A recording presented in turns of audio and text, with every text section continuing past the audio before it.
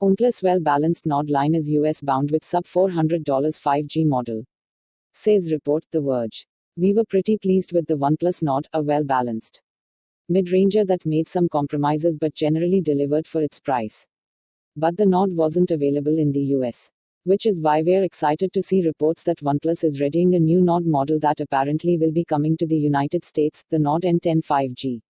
News of this handset comes from Android Central, which cites an insider source. The publication says the Nord N10 5G will be powered by the Snapdragon 690, which offers 5G support. The original Nord had a Snapdragon 765G.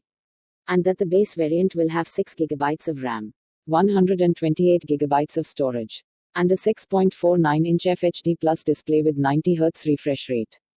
That's a slightly larger screen than the original's, 6.44-inch, but slightly less RAM, 8 GB for the base Nord, and what benchmarks suggest to be a marginally slower processor. It'll also reportedly have a 64-megapixel camera on the rear, a first for a OnePlus device. Though not the standout spec it once was. Android Central says the rear camera array will also have an 8-megapixel wide angle and a pair of 2-megapixel auxiliary sensors. There's no mention of whether the front-facing dual selfie cameras will be returning. The publication didn't have anything to share on a release date for the N10 5G but said it would likely arrive sometime after the OnePlus 8T.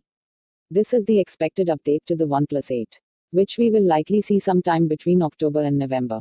Android Central says OnePlus is aiming for a retail price of less than $400 for the N10 5G. And that a presumably down-spec'd, entry-level option will arrive even later in the year, in the vicinity of $200. All this is very intriguing. But we're going to have to wait and see how the N10 5G performs in person. Our gripes with the original Nord were that its processor had trouble keeping up with its display and that the handset had more camera hardware than it knew how to handle.